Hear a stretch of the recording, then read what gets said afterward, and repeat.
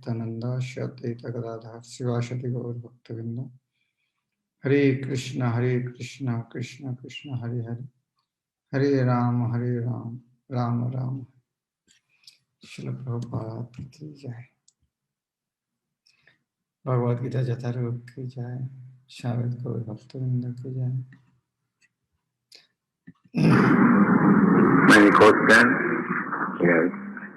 कल एक प्रश्न था, शिव जी का पतन, ब्रह्मा जी का पतन, विष्णु का पतन हो सकता है, इसके बारे में पूछा था। प्रभुपाद इसको उत्तर दे रहा है। कल एक भक्त पूछा था शिव जी ब्रह्मा जी का पतन हो सकते थे, जो प्रभुपाद जो उदाहरण दिया था। ये प्रश्न प्रभुपाद को पूछे, प्रभुपाद ने इसका उत्तर दिया।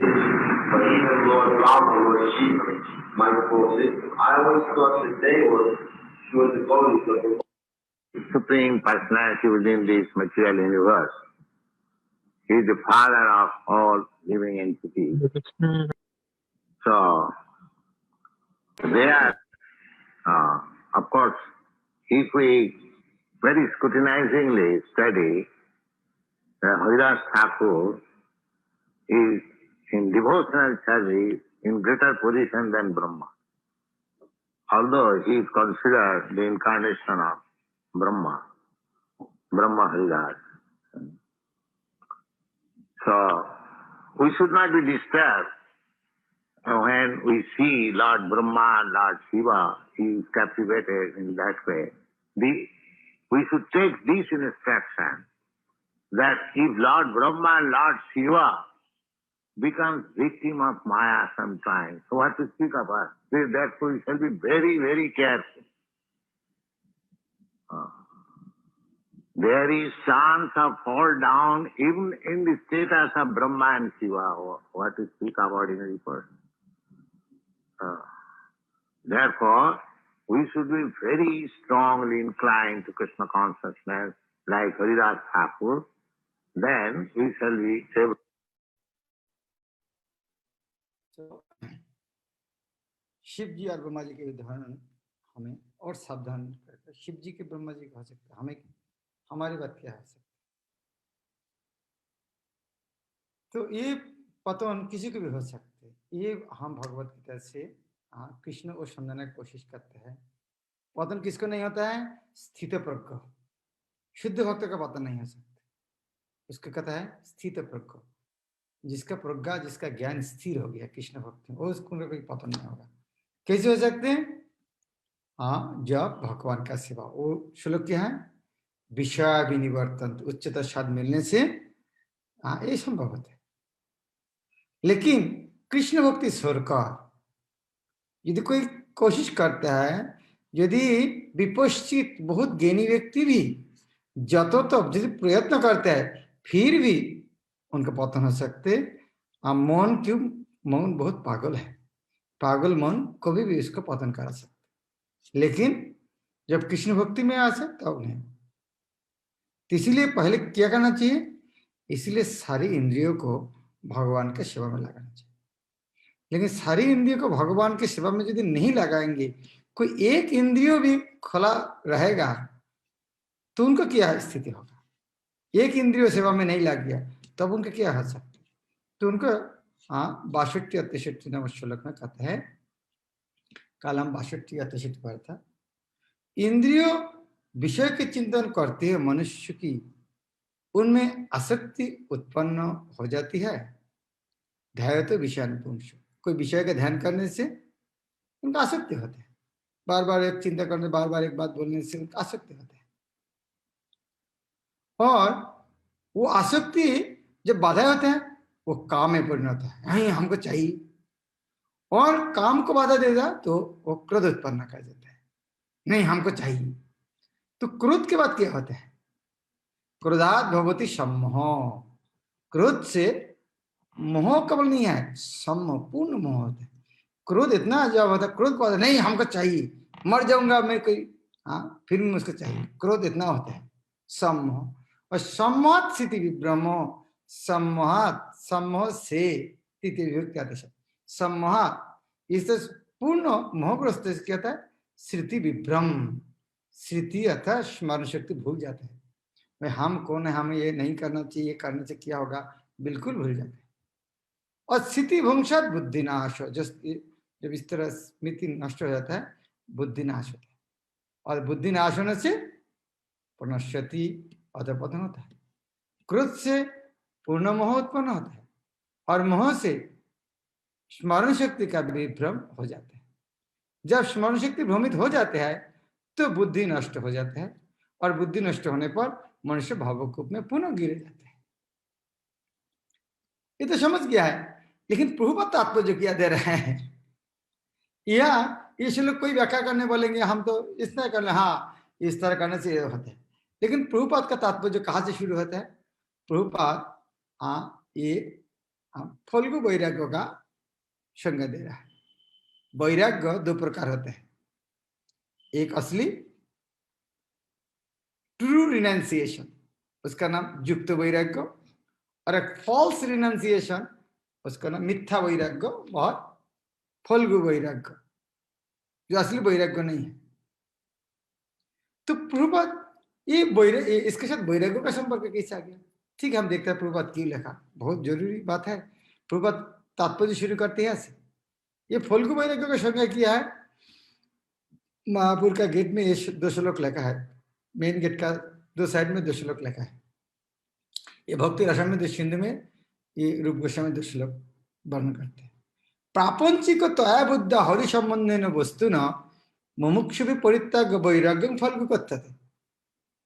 ये फल्गु वैराग्य अर्थात फल्गु एक नदी है गया में, वो ऊपर में सूखा देखा है, लेकिन थोड़ा रेती हटाने से उसके देख पानी दिखाई दे, पानी और फ्लो भी दिखाई देते हैं। तो जो वैराग्य बाहर से वैराग्य लगते हैं, अंदर में बहुत इंद्रिय वासना है, वो असली वैराग्य नहीं है, उसको कहता है फल्गु वैराग्य। तो वो फल्गु वैराग्य की संज्ञा क्या है, जो प्रापंचिक तया बुद्धा हरि संबंधी वस्तु। प्रापंचिक अर्थात ये भौतिक जगत 5 वस्तु से तैयार है, मिट्टी जल से, इसलिए भौतिक जगत का नाम है प्रापंचिक, अर्थात जड़ जागतिक मेटेरियल। प्रापंचिक शब्द अर्थ है जागतिक, भौतिक। लेकिन जो भी भौतिक मानते हैं, हरि संबंधी वस्तु न, भगवान के साथ संपर्कित कोई वस्तु को कोई यदि इस तरह जड़ समझते हैं, कर मुमुक्षु की परित्याग, मुमुक्षु भी अर्थात, मुमुक्षु शब्द अर्थ है मुक्ति लाभ करने के इच्छुक, बुभुक्षु अर्थात भोग करने के इच्छुक, दिदृक्षु देखने के इच्छुक। तो मुमुक्षु अर्थात जो मुक्ति लाभ करना चाहते हैं, वो जो मुक्ति लाभ को परित्याग करते हैं। कौन? भगवान के साथ संपर्कित हुई वस्तु को यदि जड़ जागतिक संस्कार त्याग करते हैं, तो उसको उनका त्याग है, वो वैराग्य है फल्गु। वास्तव में इस तरह त्याग अच्छा नहीं है, उसको त्याग नहीं कहा जा सकता। तो प्रश्न है, ये प्रश्न में क्यों प्रभुपाद तात्पर्य में क्यों देते हैं? मेरा भी कल से समझ में आता है, प्रभुपाद ये किस तरह पतन होते हैं, ये मुमुक्ष फल्गु वैराग्य का संज्ञा देना क्या जरूरत था? हाँ, बाद में देखा प्रभुपाद तात्पर्य लास्ट में कहता है, क्योंकि ये जो वैराग्य है, ये वैराग्य कौन दिखाते हैं? ये मुमुक्षु भी, मुक्तिकामी अर्थात निर्विशेषवादी लोग। वो निर्विशेषवादी लोग जो अतः निर्विशेषवादी अपने कृत्रिम त्याग के कारण जीवन को भोग नहीं पाता, और यही कारण है वो मन के थोड़ा से विचलित से वह भावकूप में आगे गिर जाता है। ताकि वो 62 और 63 नंबर श्लोक में जो किस तरह भावकूप में गिर जाता है, तो ये भुक्तिकामी अलग आदमी का बातें छोड़ दीजिए, जो मुक्तिकामी है, निर्विशेषवादी है, उनको भी पतन होते हैं। तो ये चीज समझाने के लिए ये श्लोक वर्णना कर रहा है। कहा जाता है कि मुक्ति के स्तर तक पहुंच जाने पर भी ऐसा जीव नीचे गिर जाता है, क्योंकि उसे भक्ति का कोई आश्रय नहीं मिलता है। तो इस तरह जो क्योंकि आजीवन में कष्ट है, लेकिन उसके विपरीत क्या है? इसके विपरीत कृष्ण भावना भावित व्यक्ति जानता है कि प्रत्येक वस्तु का उपयोग भगवान कृष्ण के सेवा में किस प्रकार किया जाए, फलतः भौतिक चेतना का हाँ स्वीकार नहीं होता। इसका उदाहरण क्या, प्रकृष्ट उदाहरण क्या है?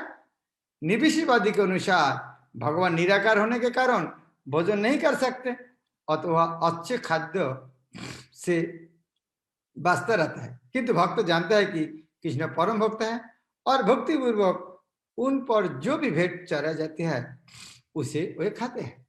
अतः भगवान के अच्छा भोजन चढ़ने पर के बाद भक्त प्रसाद ग्रहण करते हैं। इस प्रकार हर वस्तु पान मन हो जाते हैं और आधा पतन का कोई संकट नहीं आता। भक्त कृष्ण भावनामृत में रहकर प्रसाद ग्रहण करता है, जबकि अभक्त इसे पदार्थ के रूप में तिरस्कार कर देते हैं। तो यह पूर्वक तात्पर्य कितना अच्छा है। क्यों प्रसाद के बाद क्यों आते हैं, यह प्रसाद के बाद क्यों आ गए? क्योंकि अगले श्लोक प्रसाद के बारे में बात करते हैं। ये प्रसाद क्या है? ये प्रसाद किसको मिलते हैं? भक्तों को मिलते हैं, अभक्तों को प्रसाद नहीं मिलते हैं। ये अभक्तों के लिए पनिशमेंट है। अभक्तों और निर्विषयवादी को भगवान कितना कष्ट दे रहे हैं, उनको प्रसाद नहीं देते हैं। हाँ, और ये यह से पता चलेगा। वो जिस तरह प्रभुपाद ने एक प्रसंग एक और लेक्चर दिया है, बोले वन का जो राजा है कौन है? शेर। उसको खाने के लिए रोज उनका खाना नहीं मिलता है। शेर वन का राजा है, रोज खाना नहीं मिलता है, फिर भी कभी कभी एक दिन, बहुत दिन बाद 2 दिन खाना मिलता है। और एक खाना खाने के लिए मील पर मील भागना पड़ता है एक पशु को पकड़ने के लिए। तो ये उनका पनिशमेंट है। जो प्राणी घास खाते हैं, हर जगह में घास से खा लो, तो आमिष आहार करने के लिए कि उसको कितना कष्ट करना पड़ता है। इसीलिए उनका प्रति ये पनिशमेंट है, उनको नहीं मिलेगा। और ये तो भोगी है, लेकिन जो निर्विषयवादी है वो तो आमिष नहीं खाना चाहते हैं, लेकिन उनका क्या समस्या है? वो भगवान को नहीं मिलता है। तो प्रसाद किसको मिलता है? भक्तों को मिलता है प्रसाद। रागोद्देश्य विमुक्ताना, रागोद्देश्य विमुक्त विषय निंदेश्चरण आत्मवश्य विधि आत्मा प्रसादम अधिगच्छति। किंतु समस्त राग तथा देश से मुक्त एवं अपनी इंद्रियों का संयम द्वारा वश में समर्थ व्यक्ति भगवान के पूर्ण कृपा प्राप्त कर सकता है। ये भगवान का कृपा कौन प्राप्त कर सकते हैं? यह एक बात है। हाँ, यह एक कृष्ण क्या बोलना चाहते हैं? जो सारी इंद्रिय भगवान के सेवा में लागने से केवल इंद्रियों को नियंत्रण हो सकते हैं। जो भगवान जी भक्त के इंद्रिय नियंत्रण करते हैं उसको प्रसाद बोलते हैं। लेकिन वो करने से क्या करते हैं? भक्तों को भी खुद का तरफ से समस्त राग तथा देश से मुक्त होना चाहिए। इसे खुद का तरफ से एक बार बंदर के बच्चा की तरह नहीं, हाँ बंदर के बच्चा, बिल्ली के बच्चा नहीं, हम कुछ नहीं करेंगे, भगवान हमको नहीं। समस्त राग अतः आसक्ति देश से मुक्त एवं अपनी इंद्रियों को संयम द्वारा वश में, तो भक्तों साधक को खुद का तरफ से प्रयास करना चाहिए और भगवान के कृपा दोनों ही मिलेगा। यह पहली बात जा चुका है कि कृत्रिम विधि से इंद्रिय पर बाह्य रूप से नियंत्रण किया जा सकता है, किंतु जब तक इंद्रिय भगवान के दिव्य सेवा में नहीं लगाई जाती तब तक नीचे गिरने का संभावना बनी रहती है। यद्यपि पूर्णतः कृष्ण भवन व्यक्ति ऊपर से विषयी स्तर पर क्यों न देखे, किंतु कृष्ण भवन भावित होने से वह विषय कर्म से आसक्त नहीं होता। उनके एकमात्र उद्देश्य तो कृष्ण को प्रसन्न करना रहता है, अन्य कुछ नहीं। अथवा समस्त आसक्ति तथा विरक्ति से मुक्त होते हैं। कृष्ण की इच्छा होने पर भक्त सामान्यतः अवांछित कार्य भी कर सकते हैं। हाँ, जो कृष्ण चाहते हैं कोई भी कुछ करने के लिए। तभी यहाँ जो श्लोक में क्या कहता है? आत्मवश्य विधि आत्मा प्रसाद अधिगच्छति। प्रसाद मिलते हैं। ये प्रसाद क्या है? केवल खाना है क्या? ये खाने के बाद क्यों आता है खाना? ये प्रसाद है भगवान का कृपा। वो भगवान का कृपा कौन सा? यही चेतना भगवान का अहित की कृपा है। ये कृपा है। कौन सा? भक्तों का जो चेतना है, कृष्ण की इच्छा होने पर भक्त सामान्यतः कोई भी काम कर सकते हैं।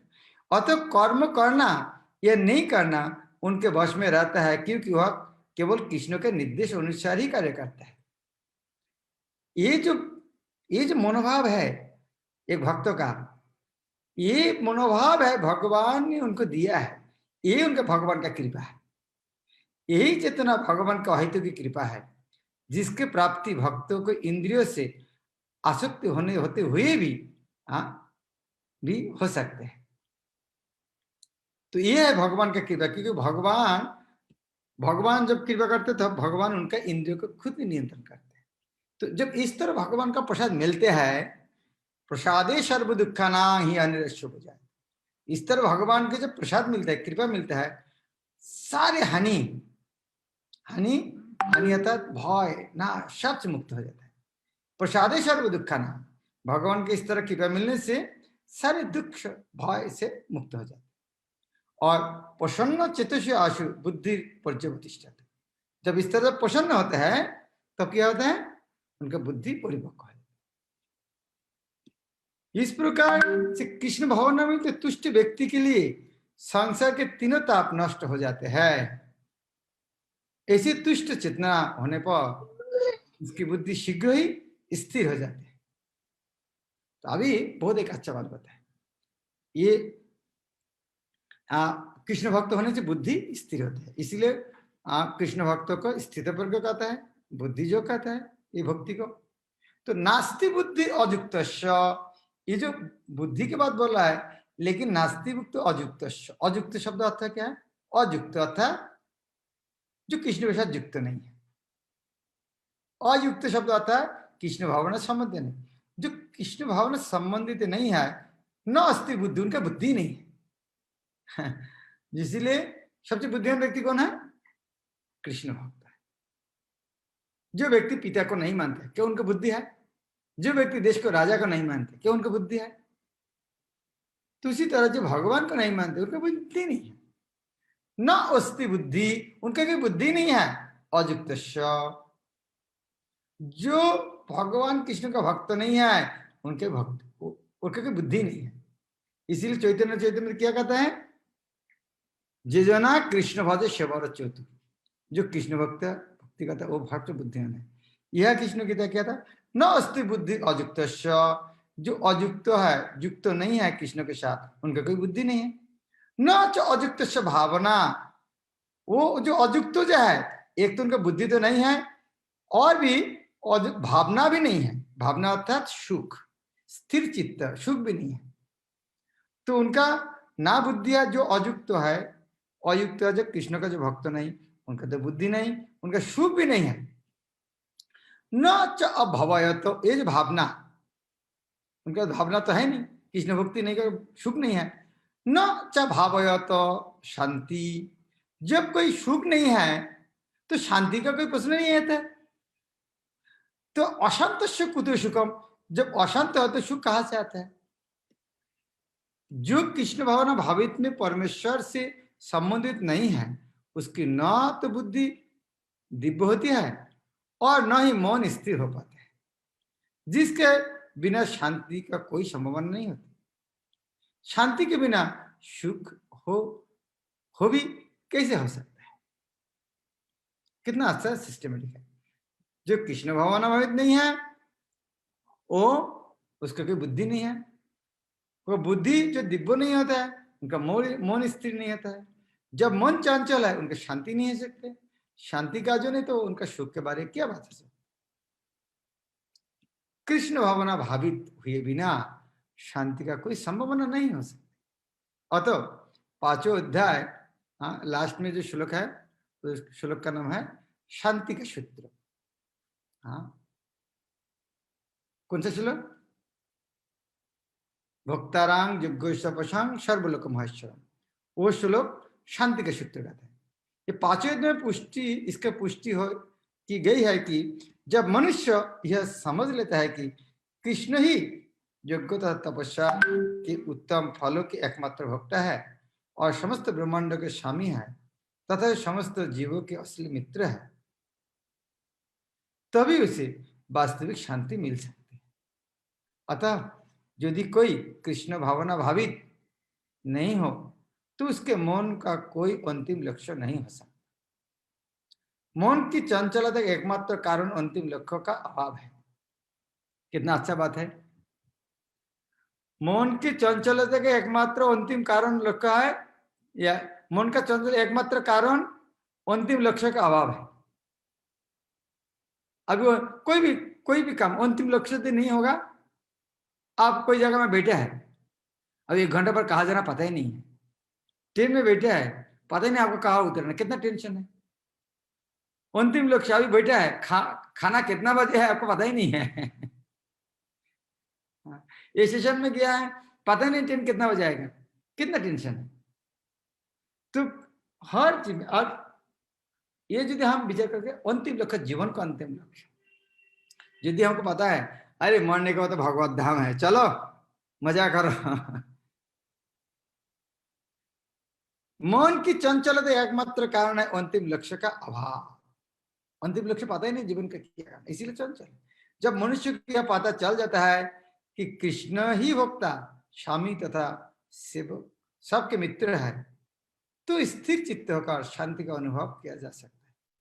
अतएव जो कृष्ण से संबंध न रखकर कार्य करता रहता है, वह निश्चय ही सदा दुखी और अशांत रहेगा। भले ही वो जीवन में शांति तथा आध्यात्मिक उन्नति का कितना ही देखा क्यों ना करे। कृष्ण भावनामृत स्वयं प्रकट होने वाली शांतिमयी अवस्था है। इसकी प्राप्ति कृष्ण के संबंध से ही हो सकता है। लेकिन जिसको शांति नहीं आया है, उनका स्थिति किसके साथ तुलना दिया है? बहुत अच्छा उदाहरण है। इस समुद्र में एक नाव है, लेकिन ये नाव का कोई राडर नहीं है, लेकिन हवा में उसका क्या होगा, उसको शायद उदाहरण दिए चंचल मन को। इंद्रियाणां ही मनोविधि आते तदस्य हरिति प्रज्ञा वायु नवविभंसी। बहुत अच्छा उदाहरण है। इंद्रियाणाम ही चरताम, इंद्रियों क्या करते हैं? घूमते रहते हैं। यह बैठा है, आंख कुछ देख रहा है, कान कुछ सुन रहा है, हर इंद्रिय कोई ना कोई घूमता है। और ठीक है, घूमते अच्छा है, लेकिन साथ में मन को लेके जाएगा तो अकेला घूम गया ठीक है, कोई बात नहीं, कोई देख के आ गया, लेकिन मन को उधर में लेके गया, नहीं चलो मेरे साथ चलो देखना है उधर में, तभी समस्या ज्यादा होता है, खड़ी होती है। इंद्रियाणां चरताम जब मनो अनुविधि आते, तो ये जो इंद्रिय जब घूमते रहता है, विचरण करते रहता है, वो जिसके साथ मन अनुविधि आते निरंतर भी मन उनके साथ लगा रहता है। मन नहीं लगा रहेगा तो चलेगा। जिस तरह मन देके पढ़ाई कर रहे हैं, मन इधर में नहीं, पढ़ने के बाद कोई फायदा नहीं। तो इंद्रियों के साथ मन भी रहेंगे। तो जब इस तरह मन रहते हैं, इंद्रिया नहीं चरतन जत्मन अनुविधि आते, यदि इस तरह इंद्रिय जाते हैं और साथ में मन को लेके जाते हैं, तब क्या होता है? तदस्य हरति प्रज्ञा, तब वह उसकी हरति प्रज्ञा, बुद्धि को हरण लेकर। क्योंकि हम जानते हैं शरीर किसके तरह है? एक रथ के तरह है। रथ में बुद्धि कौन है? बुद्धि है सारथी। अभी सारथी तो बैठा है, लेकिन उसको लागाम और घोड़ा यदि कोई जाकर लेके जाएगा तो उनके सारथी का हालत क्या होगा? तो ये बुद्धि को उसके साथ तदस्य हरति प्रज्ञा ज्ञान बुद्धि। अर्थात ये जो चंचल इंद्रिय है, इंद्रिय यदि उनका जो विचरण करते रहता है, मन को साथ में लेके जाएगा, तो तब क्या करेगा? उनका बुद्धि को हर लेते हैं। जब इसको बुद्धि को इस तरह लेके जाता है, तब वो व्यक्ति का हालत हम समझ सकते। कोई आदमी, आप मान लीजिए आप सारथी है, रथ चला रहा है, आपको घोड़े के ऊपर और लगाम के ऊपर आपको कंट्रोल नहीं है, तो क्या होगा? जिस आप गाड़ी का ड्राइवर है, आपको ब्रेक, एक्सीलर, गियर, स्टीयरिंग कोई कंट्रोल नहीं है आपको, तो क्या हो सकते? तो उसी तरह व्यक्ति जिस प्रकार पानी में तैरती नाव को प्रचंड वायु दूर बहा ले जाती है, उसी प्रकार विचरणशील इंद्रियों में से कोई एक, सारे पांचों का जरूरत नहीं है, कोई एक जिस पर मन निरंतर लगा रहता है मनुष्य की बुद्धि को हर लेती है। पांचों इंद्रिय जरूरत नहीं है, कोई एक ही काफी है। आचार्य लोग इसको उदाहरण दिया है, एक एक इंद्रिय के लिए एक एक प्राणी का मृत्यु होता है। ये आंखों के लिए किसकी मृत्यु होता है? पतंग का। कान के लिए किसकी मृत्यु होता है? हिरण का महाराज, हिरण का। हिरण का। और जिह्वा के लिए मछली का। मछली का। तो इसे एक एक इंद्रियों के लिए, स्पर्श सुख के लिए हाथी का, एक एक इंद्रियों ध्वंस करने के लिए, नाश करने के लिए पर्याप्त है। तो यह कितना आश्चर्य,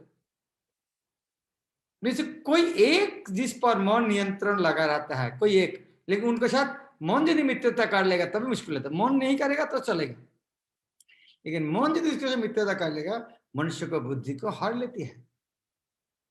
यदि समस्त इंद्रिया भगवान की सेवा में न लगी रहे और यदि इनमें से एक भी अपनी तृप्ति में लगी रहती है, तो वह भक्तों को दिव्य प्रगति से विपद कर सकती है। इसीलिए सारे इंद्रिय लगाना चाहिए। चलो चलो सब तो लगा दे, एक छुटा रखो।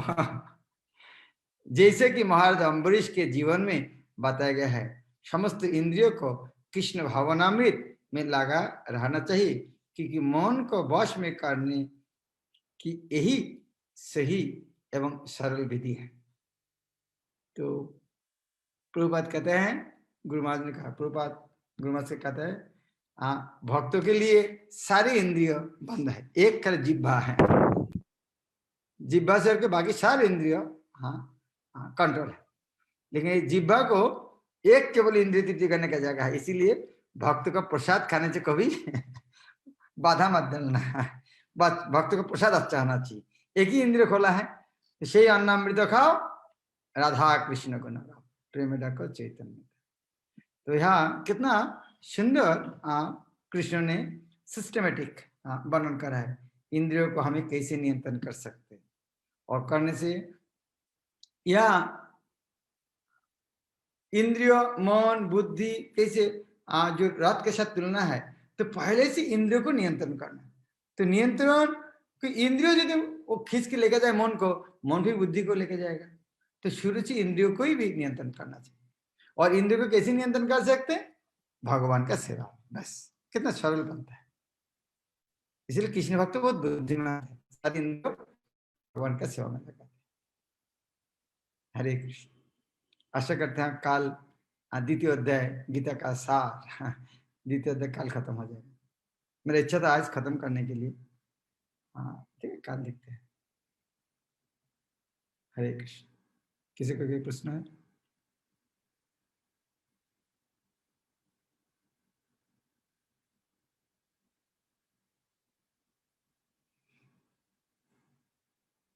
ओके, कविता माता जी। हरे कृष्ण महाराज, दंडवत प्रणाम।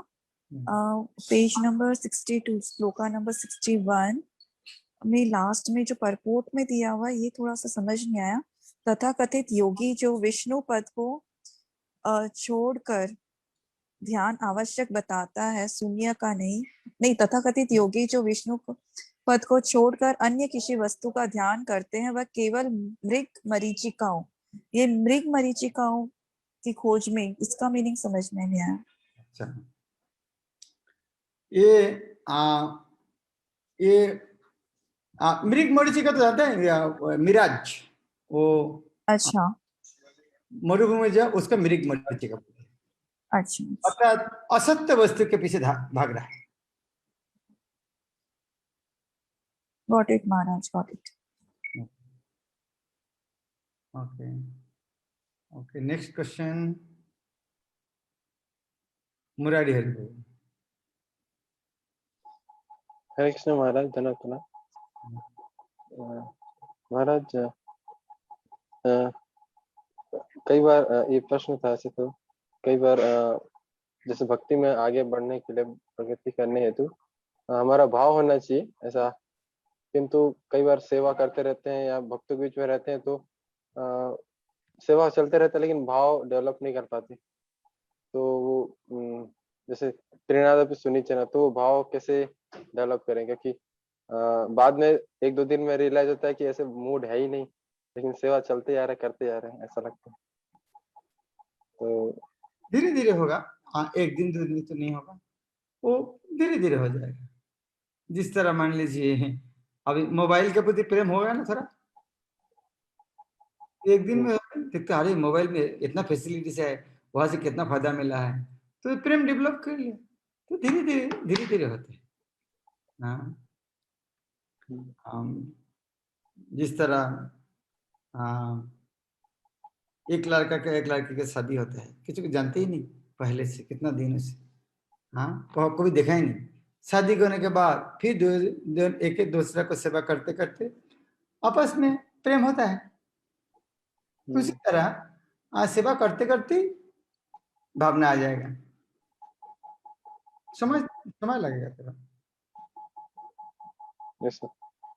रूपात इसके बारे में उदाहरण देते हैं। आजकल क्या प्रेम होते नहीं, क्यों? शादी में बहुत लेट में शादी करते हैं, भाव होगा कब? और पहले जमाने में शादी बहुत जल्दी जल्दी होता था, इसीलिए उनका प्रेम होता था। रूपात उन लेक्चर में कहते हैं, उन्होंने उदाहरण देते हैं, मेरा दादी का शादी हुआ, पिता का, उनका किसी को 9 साल में, किसी को 10 साल में, किसी को 11 साल में, इतना उम्र में शादी हुआ।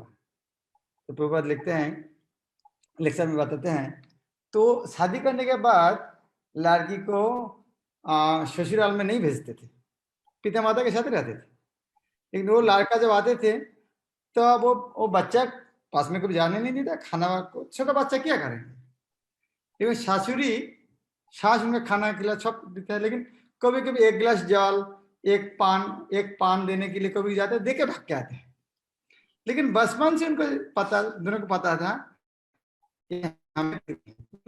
हर टाइम से वो जो प्रेम बढ़ते हैं, तो प्रेम कभी छूटते नहीं।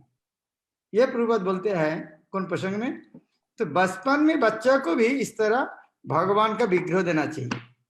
तो बचपन में भगवान के विग्रह से बच्चा खेल कूद करते करते वो बच्चा को भी भगवान को उस तरह प्रेम होगा। प्रभुपाद प्रसंग कहता है, मेरा जीवन में इस तरह हुआ था, मेरा पिताजी मुझको इस तरह राधा कृष्ण का विग्रह दिया था। तो इस तरह धीरे धीरे होते हैं, 1 दिन में नहीं होते हैं। थैंक यू महाराज। सुमना गौरंग माता जी। हरे कृष्णा महाराज, दंडवत प्रणाम। महाराज, मेरा प्रश्न है कि जैसे आपने बताया कि इंद्रियों को भगवान की सेवा में लगाएं, जिससे मन हमारे कंट्रोल में रहे और जिससे बुद्धि भी हमारी स्थिर रहे, यहाँ पे भगवान बोल रहे हैं। तो महाराज, जैसे हम लोग तो अभी गृहस्थ में और समाज में हैं, तो हर समय तो हम लोग भगवान की सेवा में नहीं रह सकते हैं। तो कभी कभी हम लोग का मन भी इधर उधर फिर इस चक्कर में लग जाता है, तब उस समय क्या करना चाहिए? ये होते हैं। तो प्रभु कहता है हमारे जीवन की इस तरह एक साचा में डालना चाहिए ताकि उस तरह स्थिति हो सके। अभी वो स्थिति नहीं है, लेकिन धीरे धीरे हमारे जीवन उस तरह साचा में डालना चाहिए ताकि हर काम में हम भगवान का सेवा में लगा सकते। लेकिन आज भौतिक जगत का स्थिति उस तरह नहीं है। हमारी सोसाइटी मेंटेन करने के लिए कभी कभी होते हैं, लेकिन भगवान को बस प्रार्थना करेंगे तो भगवान जरूर उसकी व्यवस्था कर देंगे। अभी हम देख रहे हैं इस्कॉन का प्रचार के कारण हमारी भक्त गोष्ठी इतना वृद्धि हो रहा है, हमारे अभक्तों के साथ मिलना जुलना नहीं करने भी चलते हैं। तो भगवान को महाराज, हाँ बोलिए। लेकिन हम लोग जैसे भौतिकवादी में रहते हैं तो वहां पे मन हम लोग खींचता है, और जब भक्तों के संग में रहते हैं तो ये भगवान की तरफ हम लोग को मन खींचता है। इसीलिए हमें भी तब उस समय क्या करना चाहिए जब हम लोग मेटीरियल? हमें भी संकल्प करना चाहिए, जितना भौतिक आदमी के साथ जितना संग कम कर सकते उतने अच्छा है। जिस तरह मान लीजिए आप जब बाजार में भक्ति करने के बाद भी बाजार जाना पड़ते हैं, सब्जी वगैरह खरीद करने के लिए, रिक्शा, लेकिन उनके साथ फ्रेंडशिप नहीं करते। तो इसी तरह कोई काम है, भौतिक आदमी मिलना पड़ता है, लेकिन उसके रिलेशनशिप नहीं बनेगा। हमें लेकिन वो महाराज घर के तो सब भक्त नहीं है, अपना ठीक है, अपना फैमिली भक्त है, लेकिन और भी परिवार के लोग हैं, वे लोग सब भक्त नहीं है, तो वहां पे भी हम लोग को संग करना पड़ता है। धीरे धीरे प्रचार करना हम लोग को टाइम लगेगा। घर वालों को, परिवार वालों को भक्ति में लाना बहुत मुश्किल है महाराज। हाँ, हो जाएगा। हम देख रहे हैं प्रभुपाद का प्रचार के कारण कितना आदमी भक्त बन रहे हैं, सब हो जाए। थोड़ा टाइम देना पड़ेगा, थोड़ा।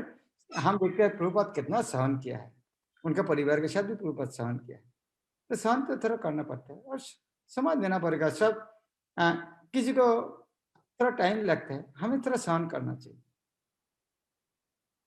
भगवान को प्रार्थना करना चाहिए। ओके महाराज, हरे कृष्ण महाराज, धन्यवाद। भक्त को बस प्रार्थना करना, गुरुदेव को बस प्रार्थना करना। हरे कृष्ण। सनी वैष्णव।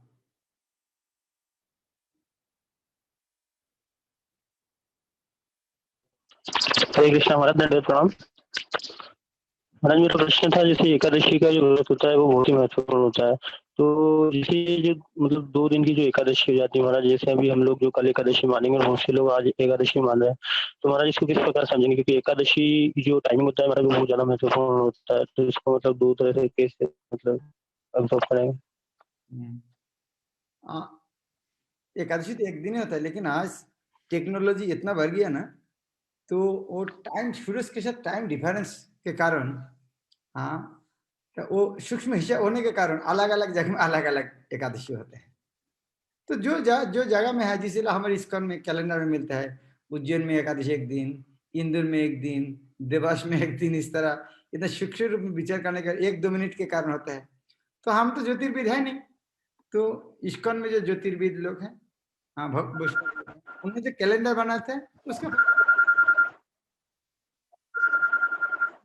जिस तरह हम है, भाई मगर वो बहुत से हम दवाई खाने के लिए हम डॉक्टर बनना नहीं चाहते हैं, दवाई खोल कर सब डॉक्टर नहीं बनेगा, डॉक्टर के बाद दवाई ले खाना। उसी तरह कुछ दिन एकादशी करना, कुछ दिन नहीं। हमको ज्योतिर्विद बनना जरूरत नहीं है। हमारे वैष्णव लोग जो पंचांग में लिखा है, वैष्णव कैलेंडर में है, उसका फॉलो करेंगे। ठीक है, यही क्वेश्चन था ना। जी महाराज, मगर वो जैसे जो लोग, यदि ये कल एकादशी हम लोग मानते हैं और आज जो लोग व्रत रखते हैं, तो उनका व्रत किस प्रकार से सफल होगा महाराज? वो जो कैलेंडर में लिखा है 1-2 मिनट के फर्क है, तो ये वास्तव में पहले दिन में इतना समस्या, आज टेक्नोलॉजी बढ़ने के कारण टाइम इतना सूक्ष्म कैलकुलेट होता है ना, तो एकादशी होता है जो दिन लास्ट, वो तिथि का लास्ट मोमेंट जो दिन को स्पर्श करता है वो दिन मानना चाहिए। मान लीजिए एकादशी आज की बार है, आज मान लीजिए आज बुधवार, एकादशी सारा दिन बुधवार है, लेकिन बृहस्पतिवार गुरुवार में सूरज उठने के बाद भी 1 मिनट था। आज सारा दिन एकादशी है, लेकिन काल सूरज उठने के बाद 1 मिनट बाद एकादशी भोग समाप्त हो गया। तो वैष्णव तिथि अनुसार एकादशी काल होगा, क्योंकि काल 1 मिनट स्पर्श किया है, इसीलिए एकादशी अगले दिन होना चाहिए। तो हमें इतना बड़ा ज्योतिर्विद होना कोई जरूरत नहीं है, हमारे जो इतना विचार करना भी जरूरत नहीं है। जो हमारे वैष्णव लोग, हमारे कर्तृपक्ष जो करने के बोलता है, बस उतना ही करना है, ज्यादा ज्यादा इसका दिमाग नहीं लगाकर। ये भगवत गीता की जो शिक्षा है, सारे इंद्रियों को भगवान की सेवा में लगाना है, तब मन तब शांत रहेगा। ठीक है, राधे कृष्ण को।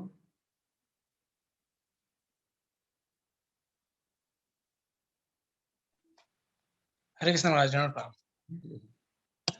महाराज अभी जो 2.62 और 2.63 में है ये ध्यायते विश्रांत पुंसा वाला जो श्लोक है, उसमें है कि क्रोध जो उत्पन्न होता है, तो क्रोध उत्पन्न कब होता है जब हमारा काम की पूर्ति नहीं होती।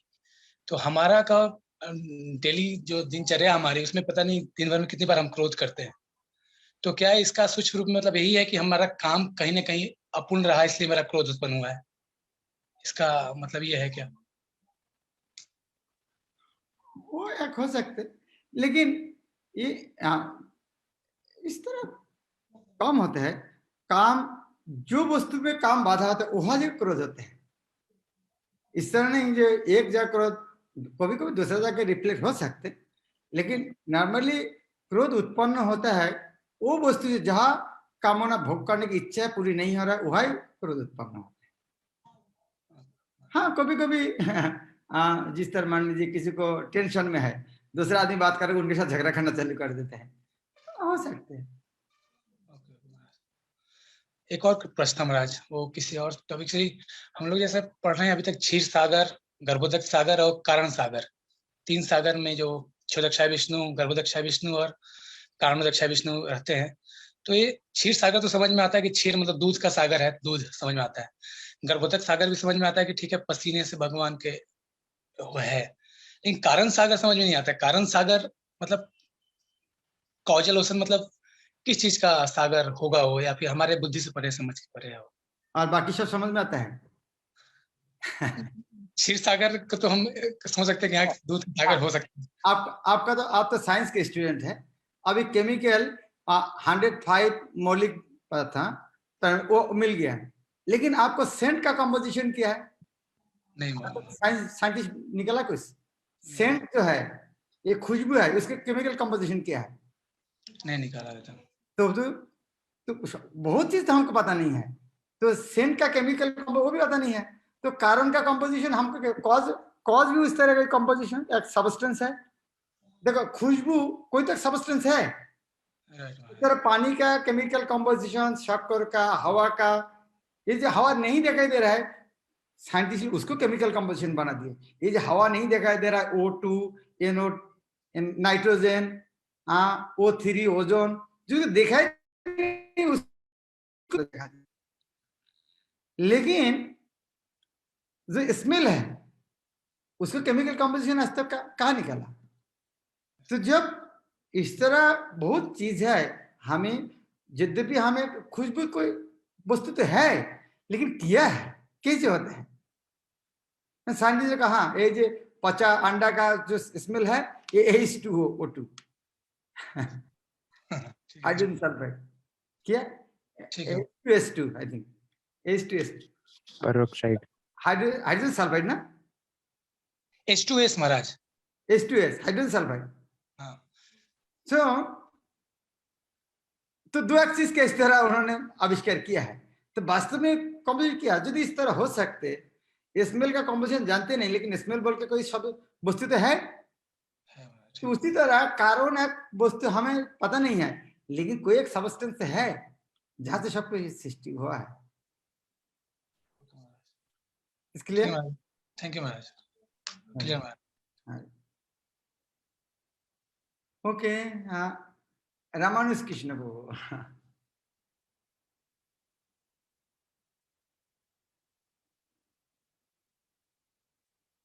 हरे कृष्णा महाराज, दंडवत प्रणाम महाराज। जो स्थित प्रज्ञ डिफाइन किए गए थे, वो स्थित प्रज्ञ का सिचुएशन जो है वो शुद्ध भक्त माना जा सकता है, शुद्ध भक्त से नीचे होते हैं स्थित प्रज्ञ? शुद्ध भक्त है, शुद्ध भक्त स्थिर भक्त है। स्थित प्रज्ञ मतलब जिसकी भी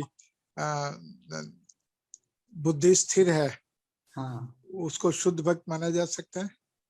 और शुद्ध भक्त तो हो ही बिना स्थिति पर हो ही नहीं सकते। अच्छा अच्छा, ऐसा। स्थिति भक्त ने स्थिति भक्त कैसे होगा? थैंक यू महाराज। जब तक कृष्ण को नहीं मिलेगा तब तक तो ढूंढते रहेगा। हाँ महाराज, सही है। थैंक यू महाराज, धन्यवाद प्रणाम। प्रणाम मित्र माता जी।